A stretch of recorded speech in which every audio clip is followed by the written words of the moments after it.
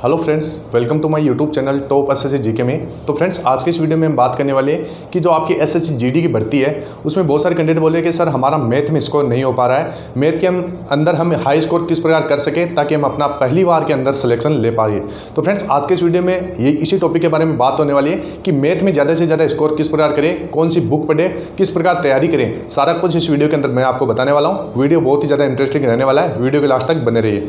और फ्रेंड्स, इसके साथ साथ अभी तक आपने हमारे चैनल को सब्सक्राइब नहीं किया है तो चैनल को सब्सक्राइब करके बेल आइकन को जरूर प्रेस कीजिएगा, जिससे भर्ती संबंधी नई नई जानकारी आपको सबसे पहले मिल सके। तो चलिए फ्रेंड्स, शुरू करते हैं। तो फ्रेंड्स, वीडियो शुरू करने से पहले मैं अपना इंट्रोडक्शन आपको बता देता हूं। मेरा 2018 की वैकेंसी में एसएससी जीडी में सीआईएसएफ में सिलेक्शन हुआ है और मेरा पेपर के अंदर 100 में से 91 नंबर था और मेरा ट्रेनिंग हुआ था आरटीसी भिलाई के अंदर, जो कि छत्तीसगढ़ में है। तो फ्रेंड्स, बहुत सारे कैंडिडेट बोले कि सर हमने आपका स्कोर कार्ड देखा था और उसमें आपका स्कोर था मैथ के अंदर 25 और रीजनिंग के अंदर 24। तो आपने इतना ज़्यादा स्कोर किस प्रकार किया था, ताकि आप वो टिप्स हमारे को भी बताइए ताकि हम भी अपना हाई स्कोर कर सकें और सिलेक्शन ले सकें। तो फ्रेंड्स, इस वीडियो के अंदर बस हाई स्कोर टिप्स बताने वाला हूँ कि आपको कौन सी गलतियाँ हैं वो नहीं करना है, सारा कुछ इस वीडियो के अंदर बताने वाला हूँ। तो वीडियो बहुत ही ज़्यादा इंटरेस्टिंग रहने वाला है। तो फ्रेंड्स, वीडियो के अंदर मैं आपको कुछ बातें हैं जो आपको चार्ट के रूप में बताने वाला हूं, मतलब इसके अंदर जो भी मैं अपना नोट्स की तरह, आप नोट्स मान सकते हैं, नोट्स के रूप में आपको समझाने वाला हूं ताकि आपको अच्छे से समझ में आए मैं क्या बातें बोल रहा हूं, वो आपके दिमाग में अच्छे से बैठ पाए। तो वीडियो चलिए शुरू करते हैं।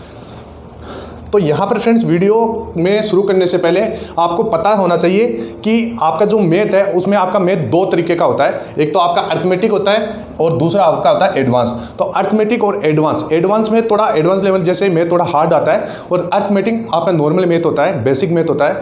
तो अब इनके अंदर से कितना क्वेश्चन, कितना परसेंटेज पूछा जाएगा। तो सबसे पहले ध्यान रखिए, अर्थमेटिक से आपका यहाँ पर 75% सबसे ज़्यादा रोल होता है आपका अर्थमेटिक का, इससे बहुत ज़्यादा क्वेश्चन पूछा जाता है। दूसरा है आपका एडवांस। तो एडवांस में से आपका 25% क्वेश्चन पूछा जाता है। तो ऐसे मान सकते हैं कि आपका जैसे अर्थमेटिक हो गया तो अर्थमेटिक के अंदर 17 से 18 क्वेश्चन आपका पूछा जाएगा 20 में से।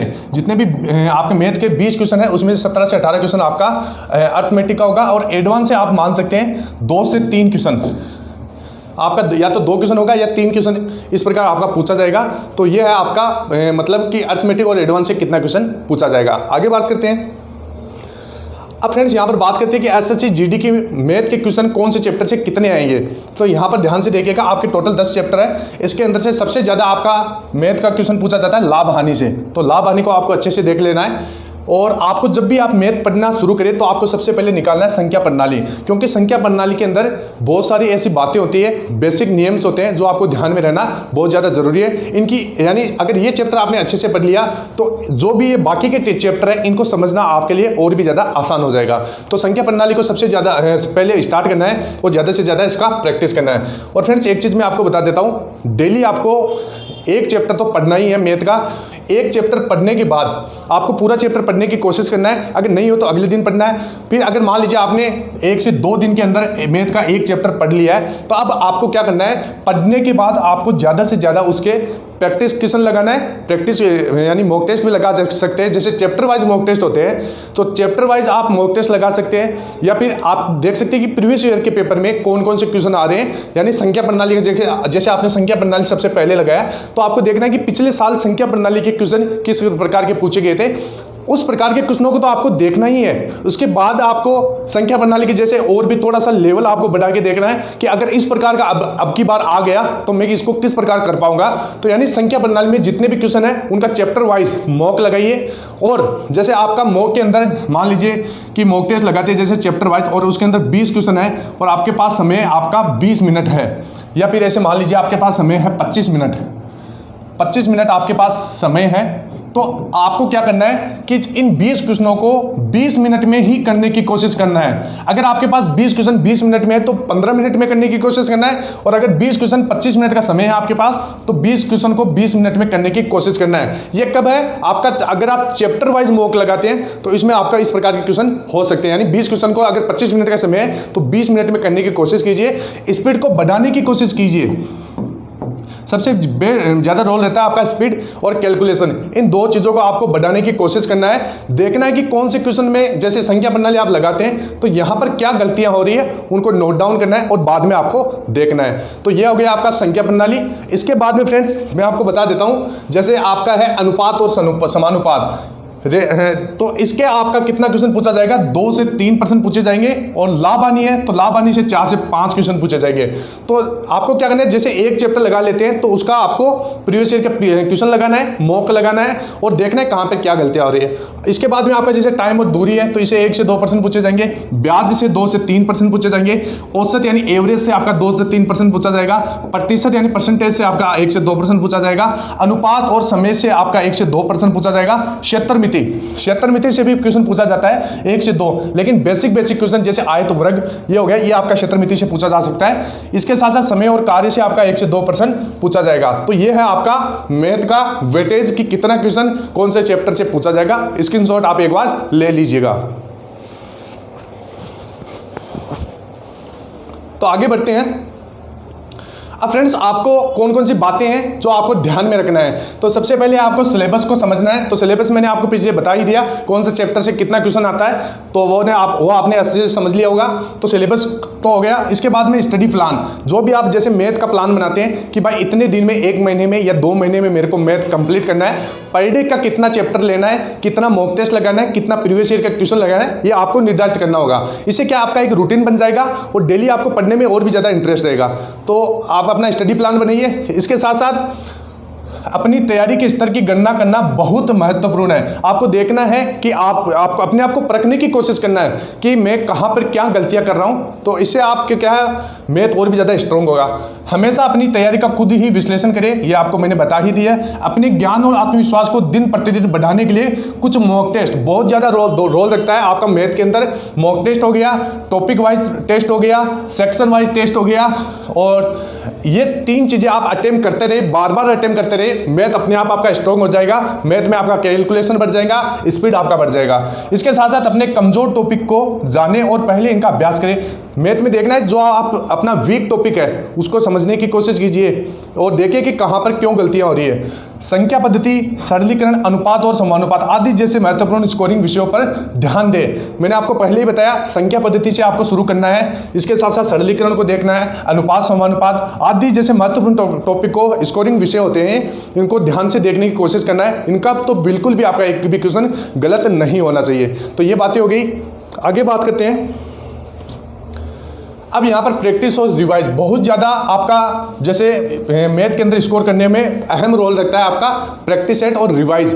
तो जब भी आपका एग्जाम आपके पास में हो तो आपको क्या करना है, जैसे 1 से 1.5 महीना आपका बचा है तो ज़्यादा से ज़्यादा आपको मॉक टेस्ट लगाना है, टॉपिक वाइज टेस्ट लगाना है और जितने भी फॉर्मूला है मैथ के उन फॉर्मूला को याद कर लेना है और इसके साथ साथ जितनी भी ट्रिक्स है उनको याद कर लेना है। तो ये आपको ध्यान रखना है। इसके साथ साथ परीक्षा के लिए जाने से पहले उम्मीदवार को हर टॉपिक का अभ्यास करना चाहिए। यानी जैसे 1 से 1 महीना या 1.5 महीना आपके पास बचे लास्ट का, तो आपको पूरे एक बार मैथ के जितने भी सिलेबस है उसको ऊपर से देख लेना है ताकि एक आपको कॉन्सेप्ट है उनका दिमाग के अंदर बैठ जाए। तो इस चीज़ का आपको ध्यान में रखना है। और इसके साथ साथ पिछले साल प्रश्नों को हल करें और पूछे गए प्रश्नों को पैटर्न देखें, यानी किस प्रकार के क्वेश्चन पूछे जा रहे हैं उनका पैटर्न देखना है, जिससे क्या होगा आपको एक अंदाजा होगा कि हाँ इस प्रकार के क्वेश्चन आ रहे हैं और इनको मैं हल कर दूंगा।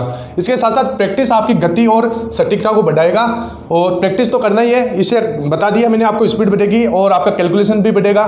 तो ये आपको ध्यान में रखना है। इससे आपको अपनी तैयारी का सही अंदाजा होगा। मतलब ये सारी चीजें अगर आप करोगे तो आपकी तैयारी भी अच्छी हो जाएगी और आपका स्कोर भी अच्छा होगा, ये आप देख लेना। आगे देखते हैं। अब लगातार मॉक अटेम्प्ट करें, यानी जब भी आप एग्जाम जैसे लास्ट का 1 महीना बचे तो आपको ज़्यादा से ज़्यादा मॉक टेस्ट और प्रीवियस ईयर के पेपर लगाना है। तो ये आपको मैंने पहले ही बता दिया। अपनी तैयारी के हर दूसरे दिन मॉक अटेम्प्ट करने का प्रयास करें। जैसे आप एक चैप्टर पढ़ लेते हैं, अगले दिन उसका मॉक लगाइए, उनके क्वेश्चनों को ज़्यादा से ज़्यादा प्रैक्टिस करिए, टॉपिक के अनुसार मॉक टेस्ट चुनें और उसके बाद full length mock test attempt करें। यानी पहले आपको जैसे टॉपिक वाइज टेस्ट लेना है, फिर आपको मॉक टेस्ट लेना है, जैसे मैथ के 50 क्वेश्चन, मैथ के 100 क्वेश्चन। इसके बाद में एक आपको पूरा पेपर अटेम्प्ट करना है कि जैसे एसएससी जीडी का प्रीवियस ईयर का एक पेपर ले लेना है और उसको हल करने की कोशिश करना है। इसके बाद टॉपिक वाइज मॉक आपको यह समझने में मदद करेगा कि तैयारी में क्या करना चाहिए और अंत आपको अपनी मजबूत और कमजोर टॉपिक का ज्ञान मिल जाएगा। यानी ये बातें अगर आप मॉक टेस्ट लगाओगे, प्रैक्टिस प्रीवियस ईयर के पेपर लगाओगे तो आपको अपनी तैयारी में कमजोर टॉपिक का पता चल जाएगा और आपको ऐसे पता भी ये भी चल जाएगा कि क्या तैयारी करना है। तो इस चीज़ का आपको ध्यान में रखना है। अब अगला पॉइंट आपका, प्रत्येक टॉपिक की अलग अलग तैयारी करें। तो यानी कंफ्यूज नहीं होना है और पूरे सिलेबस को स्टेप बाय स्टेप जानने की कोशिश करें। प्रतिदिन एक टॉपिक को कवर करें, ये मैंने आपको पहले ही बता दिया। और उस विशेष विषय की क्विज अटेम्प्ट करें, यानी आपको छोटे छोटे क्विज के रूप में भी टेस्ट लगाने की कोशिश करना है। देखें कि आप किन प्रश्नों का सामना कर पा रहे हैं और कहां पर उलझ जा रहे हैं, मतलब कौन से क्वेश्चन आपको हार्ड लग रहे हैं, उनको आपको ज़्यादा से ज़्यादा प्रैक्टिस करना है। इससे आपको पता होगा कि आपको और क्या करने की आवश्यकता है। तो इस चीज़ का आपको ध्यान में रखना है। तो जो भी मैं बातें बता रहा हूं, इनका आप स्क्रीनशॉट साथ के साथ ले लीजिएगा। अब यहां पर है टाइम मैनेजमेंट। टाइम मैनेजमेंट आपको बहुत ज़्यादा रोल लगता है आपके, जैसे आप मॉक टेस्ट लगाते हैं या फिर आप प्रीवियस ईयर के पेपर लगाते हैं या आप एग्जाम में बैठे हैं, तो इसका सबसे ज़्यादा रोल होता है टाइम मैनेजमेंट का।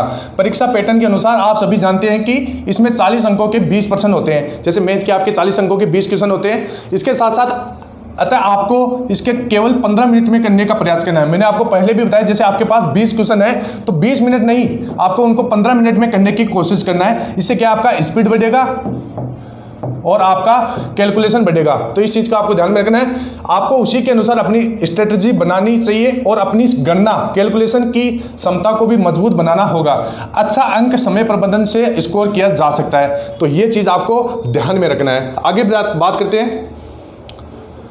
पिछले वर्ष के पेपर का अभ्यास करना है आपको, यानी परीक्षा से संबंधित पिछले वर्ष के सभी प्रश्न पत्रों को हल करने का प्रयास करना है। जैसे लास्ट का आपको 1 महीना है तो उसमें प्रीवियस ईयर के जितने भी पेपर है वही आपको लगाना है। यह आपके परीक्षा पैटर्न और सिलेबस का एक संक्षिप्त आइडिया देगा, यानी आपको पता चलेगा कि कौन सा क्वेश्चन किस प्रकार आपको एग्जाम में पूछा जा रहा है। इसके साथ साथ आपको पता चल जाएगा कि पेपर का एक पैटर्न क्या है और आप उसी के अनुसार अपनी रणनीति बना सकते हैं। यानी पूरा आपको पता चल जाएगा किस प्रकार के क्वेश्चन आ रहे हैं, इस प्रकार आप अपनी स्ट्रेटजी बना सकते हैं। नेक्स्ट है, यहाँ पर 1% पर बहुत समय बर्बाद नहीं करें। बहुत सारे कैंडिडेट सबसे बड़ी गलती कर देते हैं कि जैसे कोई भी आपका जैसे 20 क्वेश्चन होते हैं एसएससी जीडी के अंदर, तो उनमें से 2 से 3 क्वेश्चन ऐसे होते हैं जो हार्ड होते हैं और वो आपका टाइम खराब करते हैं। तो ऐसे क्वेश्चनों को आपको लास्ट में अटेम्प्ट करने की कोशिश करना है। यदि आपको परीक्षा के दौरान या प्रैक्टिस के दौरान सॉल्यूशन नहीं मिल रहा है तो आप अपना समय पर बर्बाद ना करें और अगले प्रश्नों को हल करने का प्रयास करें। इस बात का हमेशा ध्यान रखें कि समय निकलता जा रहा है, यानी आपके माइंड में रहेगा कि भाई आपका समय जैसे बहुत कम है आपके पास, तो समय यानी कम समय के अंदर ज़्यादा से ज़्यादा क्वेश्चनों को हल करने की कोशिश करना है। सबसे पहले आपको इजी क्वेश्चन करना है और लास्ट में आपको जाते जाते हार्ड क्वेश्चनों की तरफ बढ़ना है।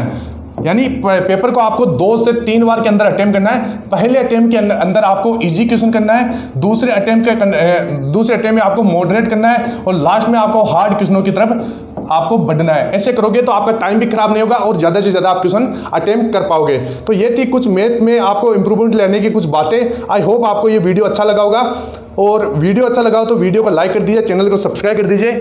फ्रेंड्स फिर मिलते हैं नेक्स्ट वीडियो में, तब तक के लिए जय हिंद, जय भारत, वंदे मातरम।